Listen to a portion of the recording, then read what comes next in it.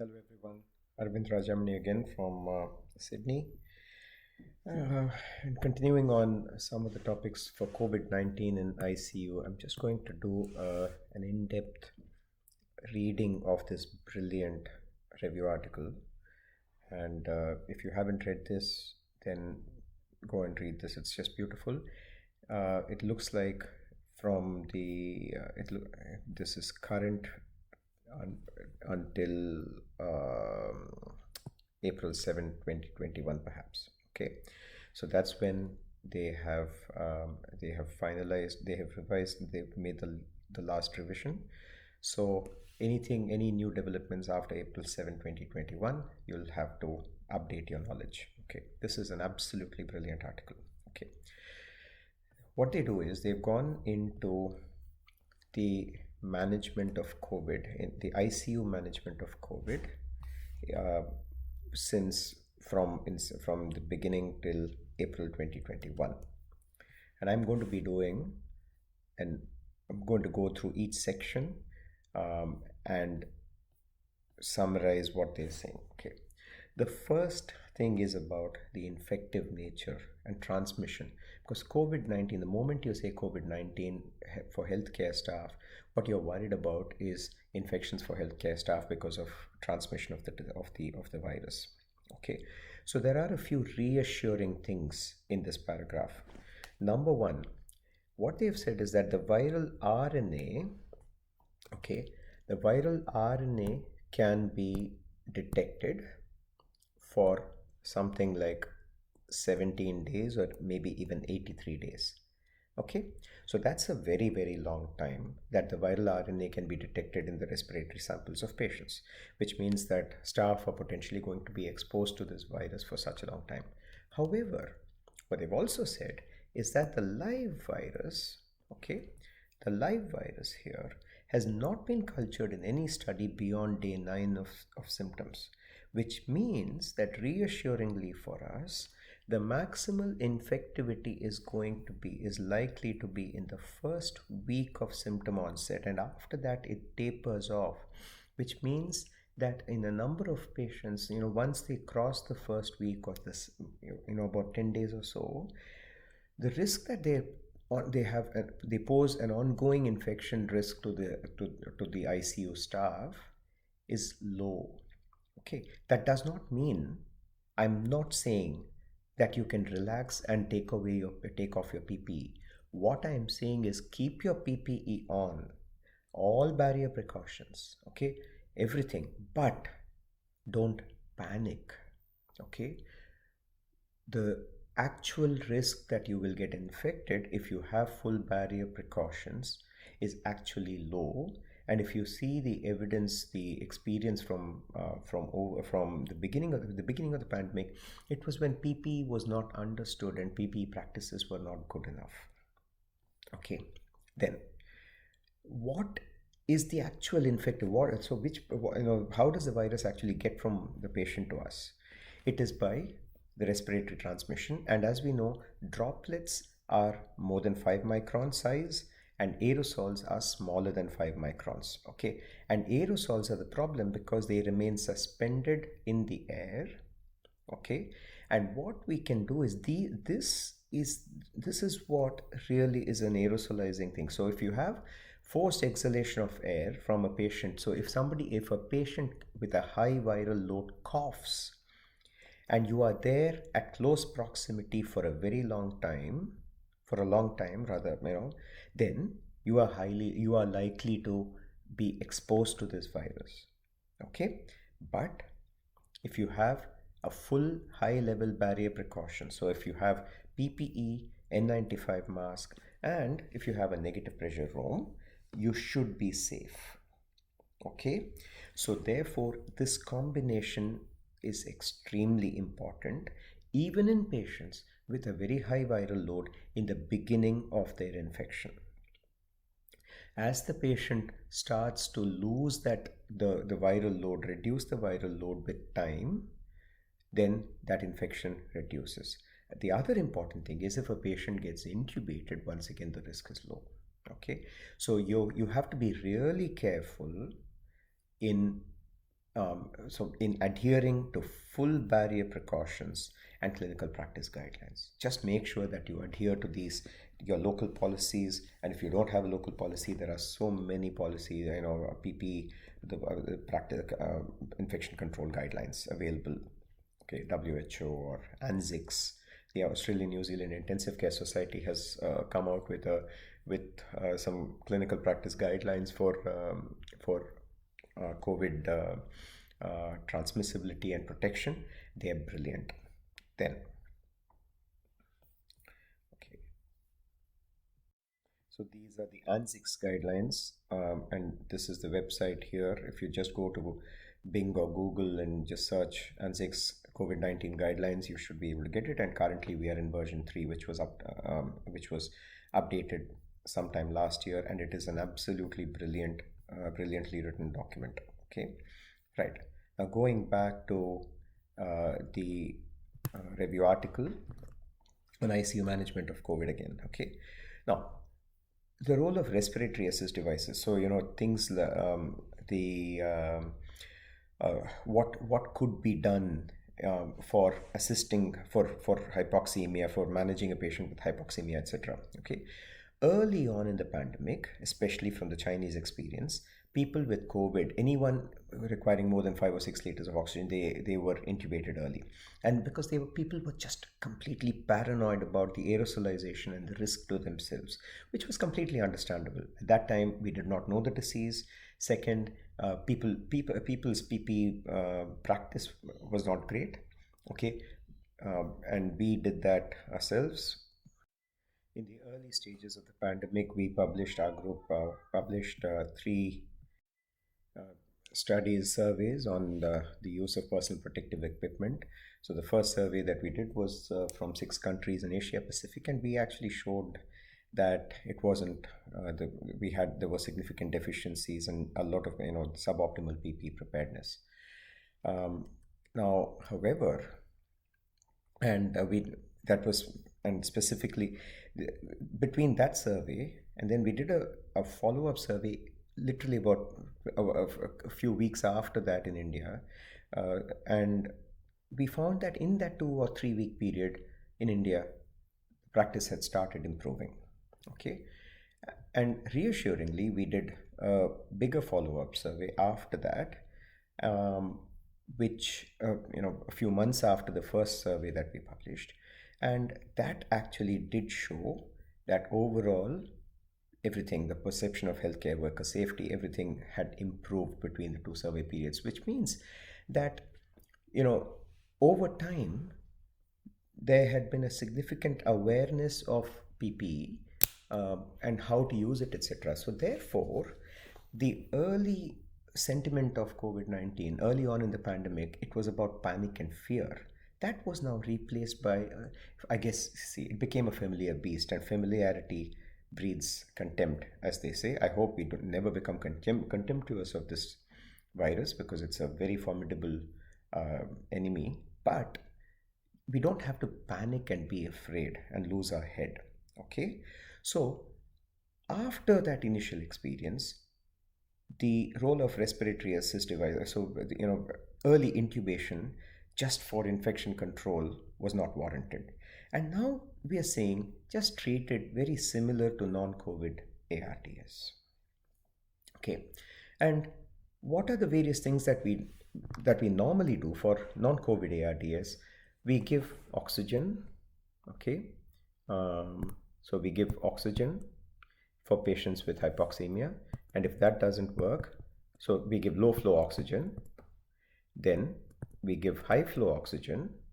Okay, and then if that doesn't work, we could potentially try NIV, which is CPAP or BiPAP, and that's something that's relatively controversial about whether we should even attempt this or whether we should go straight to intubation from high flow nasal bronchs. But these are the various, and then we intubate. And if patients are still having problem, we start talking of refractory therapies such as proning, ECMO, inhaled nitric oxide, and so on. Okay, so This is in the non-COVID ARDS, non-COVID world. What you'll find with COVID is we follow exactly the same sequence, and compared to early on in the pandemic when we were worried, now we can actually use very, very similar principles, but with full PPE, full barrier precautions. That's all most important. Okay. So high flow nasal prongs we find is is exceedingly good in managing patients with COVID and preventing intubation. Okay. And if you want to reduce the aerosolization from this, just put a normal surgical mask over the patient. Once after you hook them onto high flow, then cover their mouth and nose with a surgical mask, right? If that doesn't work, you can use CPAP and BiPAP, and if you're using these, use a full face mask to reduce the risk of aerosolization, or a helmet mask if that's available. Okay. In general, we prefer high flow nasal prongs, and the reason for this is from the non-COVID literature. Okay, we know from non-COVID literature that high flow nasal prongs is probably better than NIV in many instances. It's non-inferior, but it has so many other advantages of improving respiratory hygiene, and it has fewer patients don't need to get intubated as much. So overall, use high flow nasal prongs, particularly in the mild to moderate subgroup of ARDS. Once the patient starts once they go into the moderate to severe ARDS, these are obviously going to be the use of high flow nasal prongs and NIV is not going to work, and it's better to intubate these people. Okay. Now the COVID literature is not, we mainly have retrospective observational studies, and from the COVID literature, it doesn't really, the use of NIV, about half the patients who need NIV ended up requiring intubation initially. Okay. And what they're saying is that the mortality of people who got intubated early on in their admission versus the people who failed NIV and then got intubated, they say that it wasn't particularly different. And they're saying that there was no statistically detectable difference in a meta-analysis and systematic review of patients who go straight to intubation versus patients who get intubated after a trial of NIV. Okay, so it's very common for people to get a trial of NIV unless they're already in extremis in the beginning itself, okay, where they meet criteria for intubation straight away. The question, however, is once you do that, okay, then do you when do you actually bite the bullet and intubate? Okay, so once again, this concept of early versus late intubation, it's a fascinating thing. It's okay. It's a controversial thing, and there are a number of advantages in favor of early intubation, and there are a number of disadvantages for early intubation. Okay. Now, the overall summary of this is that we just don't know. Okay. The definition of early intubation itself is something that is people can't agree on. The definition of early intubation varies across studies, and there are people who say early intubation is less than 24 hours, and there are other studies which have used a longer time period, which means you really can't compare the thing. Okay, in general, it is reasonable. My understanding of the literature is that in patients who do not meet criteria for early intubation with regards to how sick they are initially, if they can be managed on high flow nasal prongs, then use that. Okay, you can escalate to CPAP or BiPAP if the high flow nasal prongs sort of doesn't it's failing. Okay, however, don't carry on for too long with the non-invasive if the patient continues to remain hypoxemic for a long time. So I spoke to a colleague of mine from India who has managed COVID during the devastating second wave in India, and very and um, planning an interview with him in the near future. Um, and what he said to me is that they were keeping the patients on high flow. So you had a group of patients who would be put on this. They would be on FiO2s of 60-70%, okay, 0.6, 0.7 for a reasonable amount of time. And they would be static. They would not improve, but they would not worsen either. And the tendency initially in these patients, what they used to do was to just continue. Okay, the patient is not getting worse, so let's just continue on with NIV, etc. And what he said to me was that around about the second or third week, these patients would invariably end up worsening and getting intubated. Okay, and the mortality was bad. So what he said was, now they have a lower threshold to switch over from the trial of NIV to intubation around the day 3 mark, right? So they try high flow. If it doesn't work, they go on to NIV, they start the other treatments such as steroids and tocilizumab or whatever. And around the day 3 mark, if the patient continues to require an FiO2 of about 0.7, 0.6, 0.7, they say, okay, this is not working.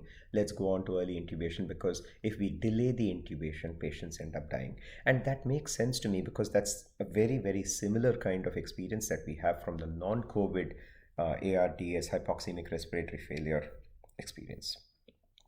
Okay. So once again, what I'm saying is that it looks like the management is not particularly different for COVID ARDS compared to non-COVID ARDS. So just use the same thing.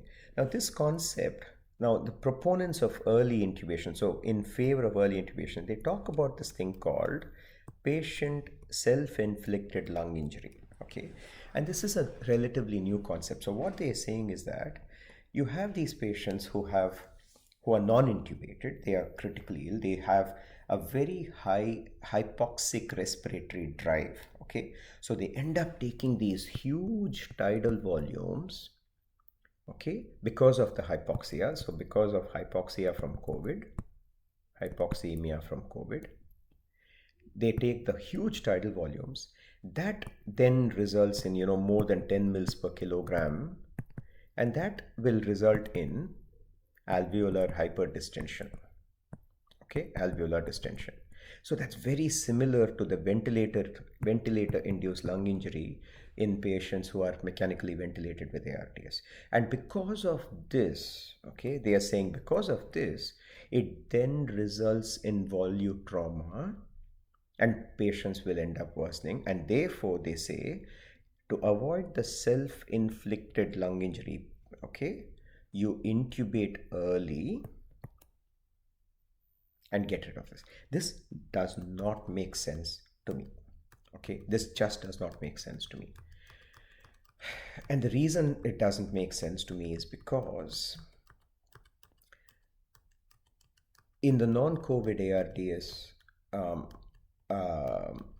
literature, we actually don't know what happens to the subgroup of people who have relatively good compliance and who spontaneously take large tidal volumes.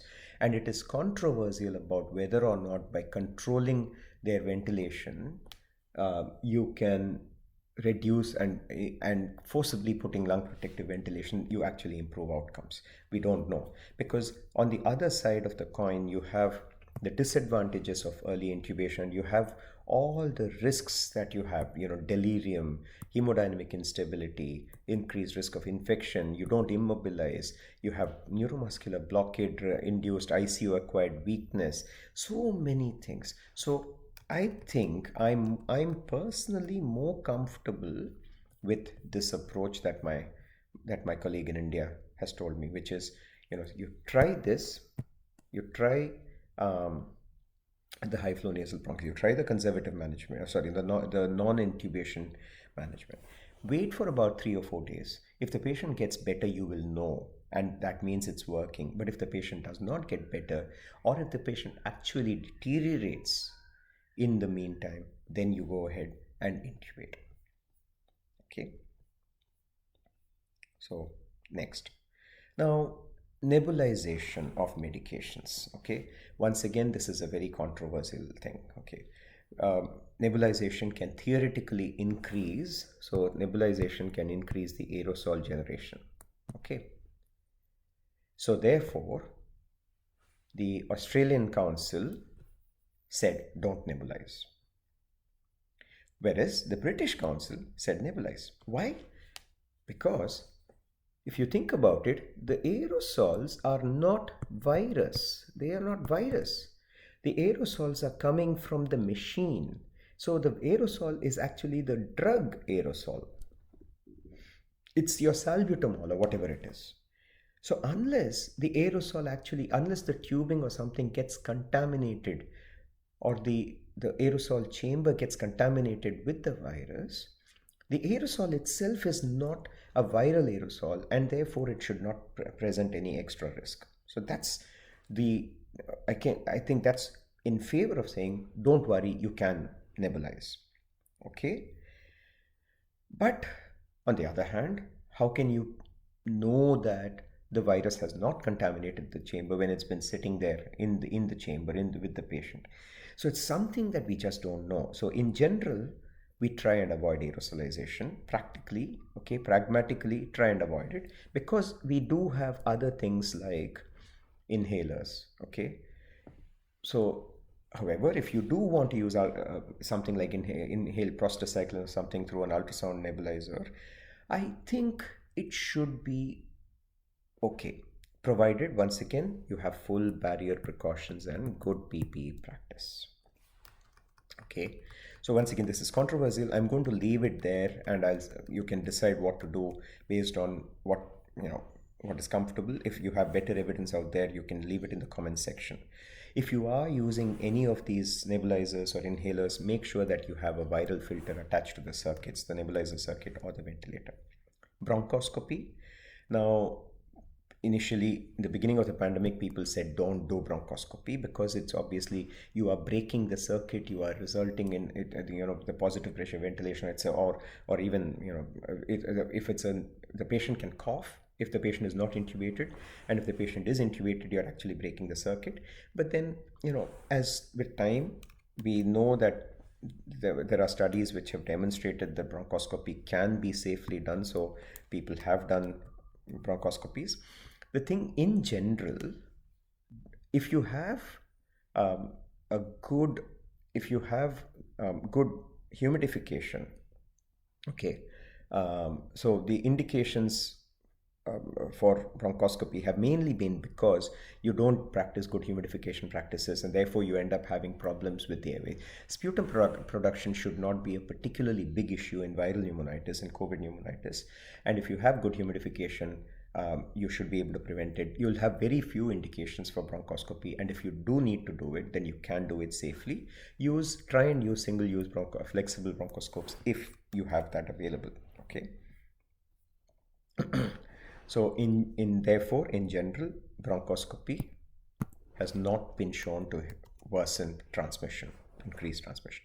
Tracheostomy. Okay. Once again, tracheostomy, no different from non-COVID. No different. It's the same as that of the non-COVID literature. That's my summary. Okay. Now, when would I do a tracheostomy in a non-COVID patient? I would only do it sometime after the second week. In a patient who is, who has ongoing ventilation requirements. Okay. So if I think that, after between 2 to 3 weeks, in a patient who I think cannot be extubated, but is also stable enough that I can do this procedure, an airway procedure, safely, that's the patient that I would do in the non-COVID patients, okay, where I would consider a trachea. This is exactly the same in COVID, so no difference whatsoever. Okay, and from the risk of infectiousness, after about 10 days of symptom onset in COVID, we know that patients are much less infectious. So once again, adhere to full barrier precautions and PPE, etc., and you should be fine if you needed to do a tracheostomy. What approach to use? What approach to use, whether is it a percutaneous, open or surgical, you use whatever is available. Okay, whatever is your unit practice is fine, it doesn't matter. Okay, so once again, it's the same. Now we come to certain differences. This is up to here. Our general thing has been just do whatever you have been doing for non-COVID ARDS. Now we are going to come to some things that are relatively unique to COVID, pneumonia and COVID ARDS. And these are the specific treatments that are available, that are now being done for COVID. These are generally treatments that have been used for other indications, but which have now been repurposed. Okay. Convalescent plasma and monoclonal antibodies. So the first thing is about convalescent plasma. Okay. And we've used convalescent plasma in many diseases, influenza, Ebola, MERS, okay, etc. And so far, unfortunately, in those diseases, it doesn't seem as if convalescent plasma works. Now, how do you think it'll work? By passive, this is nothing but passive immunization. So you have a host, you have the donor plasma. Okay, donor plasma is from people who have had COVID before, which means that they have antibodies to COVID, neutralizing antibodies to COVID.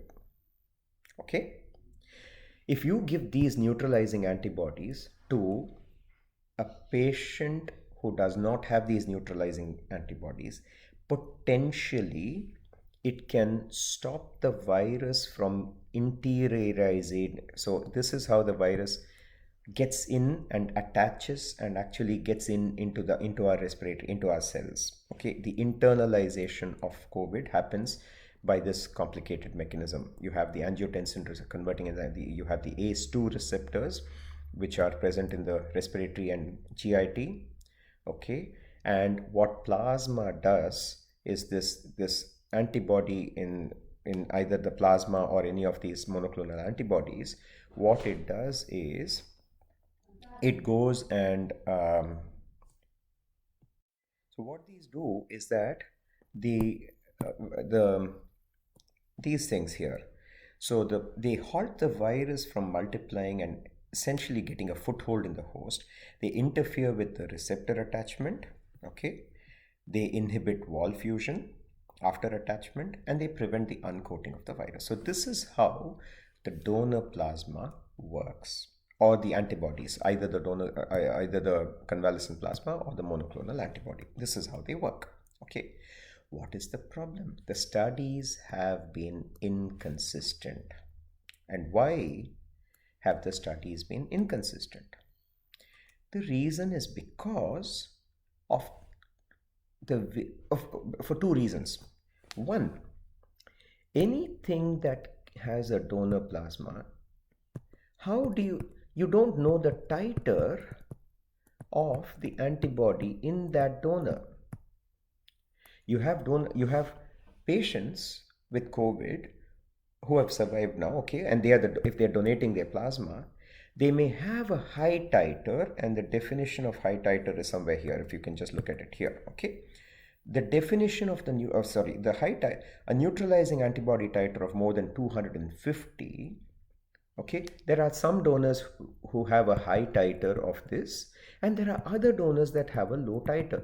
Obviously, if you're going to give a donor, if the donor plasma has a low titer, it means it is not going to work, because it is essentially water.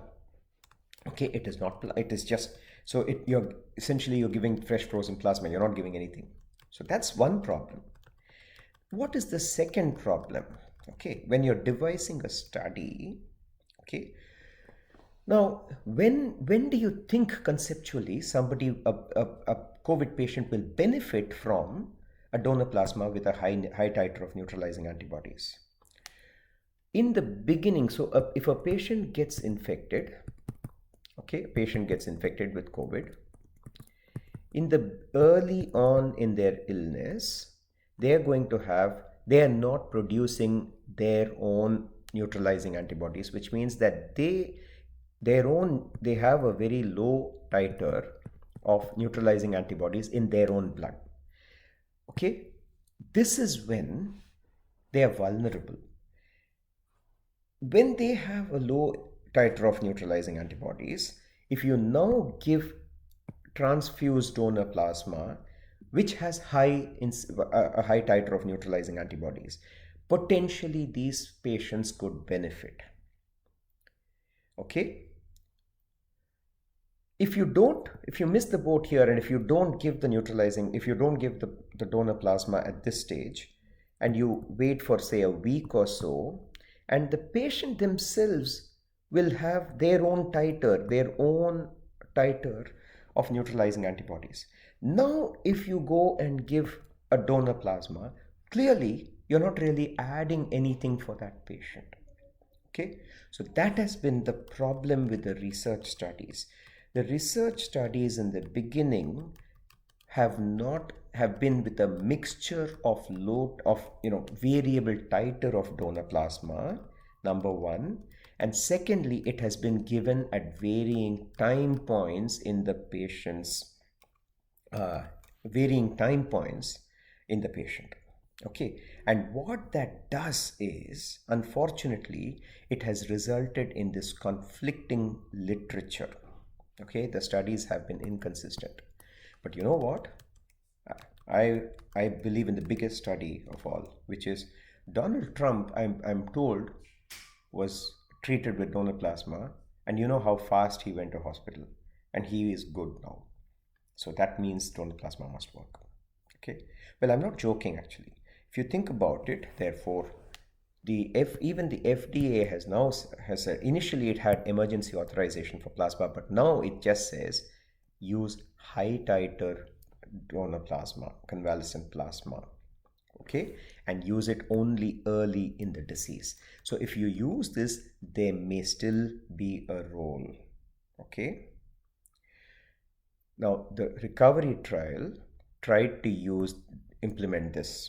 It used high titer convalescent plasma, okay, and unfortunately they've said there is no significant difference in 28-day mortality. But if you look at this thing here, the mean number of days from symptom onset was 9, which means that potentially it was not used early enough. So once again, it's a negative or a neutral trial, but it is not the subgroup of patients that you are really, that where you think that the medication that the intervention could work. So for me, it is still controversial, and there could be a role in early in the disease. So high titer early in the disease possible, but so far the studies which are of dubious methodology have not supported the use. Corticosteroids, now this is a different thing now. So far we are saying that not many things work, etc. Corticosteroids, impressive results. Okay, we've used it for time immemorial, and in the non-COVID ARDS, corticosteroids have had very, very mixed outcomes, can even produce harm if you use it late. However, when you have a single homogeneous pathology, thousands of patients with one single pathology, which is COVID pneumonia, when you do these trials, the recovery trial was the first one to show that if you have severely ill patients, and the definition of just severely ill patients is any patient who requires supplemental oxygen. So any patient who requires supplemental oxygen, okay, if you give steroids, there is a survival benefit. Okay, and the dose that they used was 6 milligrams per day of dexamethasone. We do not know whether an increase of dose is better, but one thing I can tell you from the Indian experience from the second wave is that people were just abusing steroids. They were using huge doses, 100 milligrams of methylprednisone or even higher, etc. And that ultimately contributed to a new pandemic of mucormycosis, aspergillosis. So we have all these black fungus and white fungus and green fungus and all these kind of things. And I therefore believe that you just don't give We know that 6 milligrams per kilo and 6 milligrams per day of dexamethasone works. We know that very high doses may potentially cause or contribute to these fungal infections or other immunosuppressive pneumonia. Therefore, I would say at this stage, just stick to 6 milligrams of dexamethasone, because there is a survival benefit, and the survival benefit is actually quite impressive. Okay, relative risk reductions are 17%, 20%, 30%. So it's actually, for such a simple intervention, it's brilliant. Okay, now we come to other things. Complement inhibitors don't work. Okay, however, we have this thing, interleukin 6 inhibitor, tocilizumab. Okay, I'm just going to call it Toki, because I just like Loki, I'm going to call this Toki. Okay, I cannot pronounce these mabs. Now, Toki is an IL-6 antagonist. And how does it work? Okay, it targets an important step in inflammatory mediated damage. Okay, there have been some trials called Stop COVID, Remap-Cap, etc. Okay, what these things have finally shown, if you look at it, I'm going to cut to the chase and say a meta-analysis said if you have patients who hospitalized COVID patients, very good quality evidence, it reduces the need for mechanical ventilation. So you don't need to ventilate. That's very important. Reasonable quality evidence, it actually improves survival and secondary infections. Therefore, Toki is good. Okay, Toki is a good boy, just like Loki. Okay, so severely ill patients, and severely ill patients are just patients with, anyone who's hypoxemic, you give it along with steroids. Remdesivir is less impressive. Okay, not that good. It's a viral RNA dependent RNA polymerase inhibitor. Okay, and it can, it does relatively lesser, it has a lesser extent of benefit. Remdesivir is also beneficial, but what it does is it just reduces it makes you better faster. That's all. Okay, there is a trend to improvement in mortality, but it doesn't really translate that much. But so I think that overall, if you think about the community aspect of it, if you reduce the duration of hospitalization, that is a big deal. However, the problem is that remdesivir is an intravenous medication, and therefore you might end up needing to be in hospital anyway, but maybe you might not need to be in the intensive care. Okay, again, the problem, so you have to use it early on. So in summary, if you have patients who have severe disease, which are patients with SATs of less than 90%, with chest X-ray infiltrates, okay, remdesivir can reduce the incidence of, reduce the duration of hospitalization, does not improve survival. Okay, in mild to moderate disease, which is where the patient is not hypoxemic, which is SATs of more than 90%, 95 or 94%, it is probably not very useful. So reserve it for patients. If a patient comes to you to the ICU, it's not unreasonable to use it, but it's probably not going to do that much. Hydroxychloroquine, azithromycin, these things don't work, so don't give that. Okay, ECMO and COVID-19 remain the same. So now, same story. Okay, no major difference compared to the non-COVID thing. Initially, there was a worry that patients who go on ECMO end up dying. See, that's just similar to anyone. The initial literature said, if you get intubated with COVID, 90% mortality, that kind of thing. If you use it properly, you have the ELSO, the Extracorporeal Life Support Organization Registry, the ELSO registry. if ECMO is done in experienced centers, then the 90-day mortality is roughly about 40%, which is virtually the same as that of non-COVID. So don't worry. The only thing with ECMO is that because of the high incidence of thrombosis, aim for a very high APTT target to prevent thrombosis. Renal replacement therapy, no difference between this and non-COVID literature. Okay. There are other things like anticoagulation, which have not been covered in this particular review.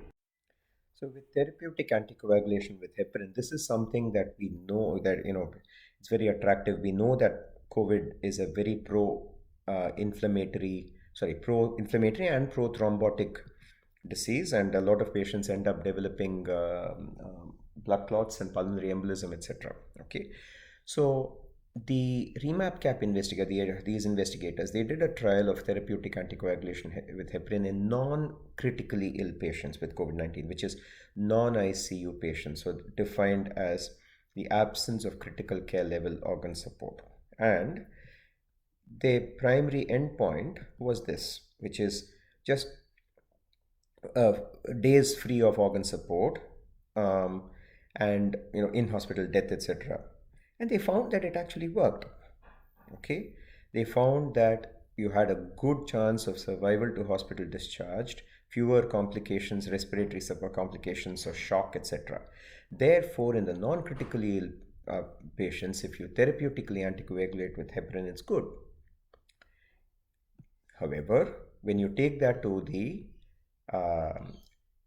critically ill patients, therapeutic anticoagulation with heparin, unfortunately, it did not result in a greater probability of survival. Okay, and I'm not sure why. Is it because if you're already sick, the addition of pulmonary embolism doesn't add any. You already have such a high risk of death that adding another pathology over and above that increased risk of death may potentially not worsen things. So, in the non-critically ill patients, their risk of death is 5%. Pulmonary embolism will increase that risk of death from 5 to 20%. See, these figures are not, these are just I'm just throwing these random figures, okay, for you to understand. Whereas in the critically ill literature patients, if your risk of death is already 90%, if you also develop a pulmonary embolism and it goes from 90 to 95%, that's not going to be particularly beneficial to target it. Okay, and you have an increased risk of bleeding, etc. So prophylactic therapeutic anticoagulation is not indicated, but if you have an indication for anticoagulation already, such as pulmonary embolism, DVT, a proven clot somewhere, you're doing a renal replacement therapy or ECMO or something, then you do have to anticoagulate. Okay, so in summary, we've learned a lot about this disease. Okay, so the most important thing is that if you adhere to PPE practices, okay, sorry, my pen is not working, so I'll come back to you in half a second. Okay, so if you adhere to good PPE practices, good barrier precautions, full barrier precautions, the risk of infectivity is significantly reduced. So don't worry too much. Sorry, I'm not saying don't worry too much. Don't panic. Okay, it's manageable. It's with everything else in life. Okay, you have risks and you accept the risks. You do what you do risk mitigation, and then you should be fine, particularly as the patient becomes less and less infectious with time. That's number one. Okay, therefore these aerosol generating procedures, okay, AGPs, such as high flow oxygen, then NIV, bronchoscopies, tracheostomy, etc., they can be safely done provided you wear PPE. Okay, you adhere to everything. Okay, then so these are AGPs, should be possible. You should be able to do them without risk. Okay, sorry, with a low risk, not without risk, but with a low risk and risk mitigation. Okay, therefore, because therefore you can start off with high flow oxygen, okay, high flow, and then go on to NIV and intubate only as required. And of course, there might be patients where you might not be, the patients are so sick that you might need to go for early intubation, but you do not have to do that as a matter of first choice, as in the early days of the pandemic. You reserve intubation for those people who absolutely need it. Okay, then the next thing, which is a personal preference from my colleague in India, is that you do intubate. You have to decide around the day 3 or so mark about whether or not your strategy worked or not, and you might need to intubate if you think your strategy is not working, even if the patient has not worsened. So if the patient is still critically unwell and requiring a lot of FiO2 0.6, 0.7, something like that, then these patients are probably, they'll benefit from intubation at that stage. But this is a personal preference. Leave your comments in the comment section. Just tell me how things are. Okay. Then the indications for refractory oxygen. Oh, I did not cover prone ventilation at all. Okay. That's such an important thing. I'll have to come back to this and cover prone ventilation. Okay. Because that's something, I think it's a game changer, or not a game, it's something that's been proven to be so effective in non-COVID, and it's certainly something. So refractory oxygenation techniques such as prone ventilation, then inhaled nitric oxide, etc., and ECMO, they have similar uses in patients with COVID. No difference between COVID literature and non-COVID literature. And okay, then the use of other organ supports such as cardiovascular supports, renal replacement therapy, etc., exactly the same as the non-COVID. No difference whatsoever. Okay. The main differences for COVID are the specific treatments.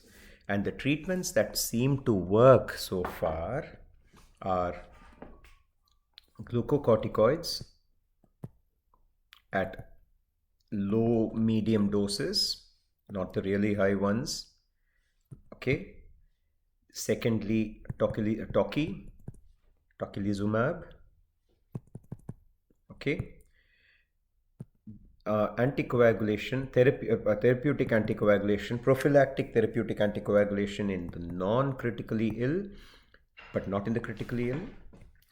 Remdesivir, to some extent, not very impressive, but to some extent. These are things that seem to work. Things that definitely don't work are hydroxychloroquine and azithromycin. Okay, and a couple of the MIBs or something. Things that have so far not been proven to work. So plasma, so neutralizing antibody, the passive antibody treatments, plasma, convalescent plasma, but that might be more because of the fallacies with the trial rather than the actual intervention itself. Okay, so that's the summary of this brilliant article. Before I finish, a very short section on prone ventilation, which I should have covered. Prone ventilation, just use the exact same criteria as the PROSEVA trial, which is use proning, consider proning, okay, within the first 24 hours or so of ARDS, particularly, okay. If a patient has been has had PEEP titration, okay, and the PEEP is about more than 12 or so, you have done the ARDSNet ventilation, lung protective ventilation with tidal volumes of 4 to 6 or 4 to 8 mils per kilogram body weight with plateau pressures of less than 32. And if you're still having problems with high oxygenation with the FiO2, with the PaO2 FiO2 ratio, PF ratio is less than 150, then you definitely must consider proning. Okay, and this is the same as non-COVID. You consider this in COVID. Okay, then the dose of the proning, you have the dose of proning or the duration of proning must be a minimum of 16 hours per day. Okay, Then when you resupine them, okay, you consider again using the same criteria. So you wait for about 4 hours, and if the patient is stable with, lower than a PEEP of, I think, 6, or I forgot what the Prosiva trial used. I think it was PEEP of 6 or 8 or 10 or something, or maybe the same. And then, if all of these are good and the patient is stable in the supine position for 4 hours or more, you may not need to reprone. But if the patient starts requiring any of those things, then you have to do reproning. Okay, same criteria for COVID and non-COVID. My friend in India, the only difference he said was that in the non-COVID ARDS, typically you'll need about 3 to 4 proning sessions, 3 to 4 days of proning. Whereas in COVID, he said, you can do, 7 to 8 days is very, very common. It takes a longer time. Okay. Then self-proning, there is a lot of talk about self-proning. Okay. This is a patient who is not intubated, and you just ask them to lie down prone. My friend in India said the target for self-proning is about 6 hours. They were trying that, but he said that he did not have great results because patients were not cooperative. Okay, therefore self-proning can be attempted in patients who are cooperative. You need the patient cooperation, and there are lots of reasons why patients are unable to cooperate. They might be obese, like myself, and with a big belly, and they might have reflux disease, and so and patients who are not. So you can try that, but if it doesn't work, then it doesn't work. Okay, but in those patients who do self-proning, it can achieve great results. Okay, so thanks for listening. This talk is probably it's valid up to April 2021, May 2021. So if there are new things, then you'll have to update yourself, number one. Number two, some of these things have been they're not evidence-based, but they're eminence-based. Therefore, I would really be interested for you to leave comments in the comment section if your practice is different or if you agree with me, etc. Thanks for listening.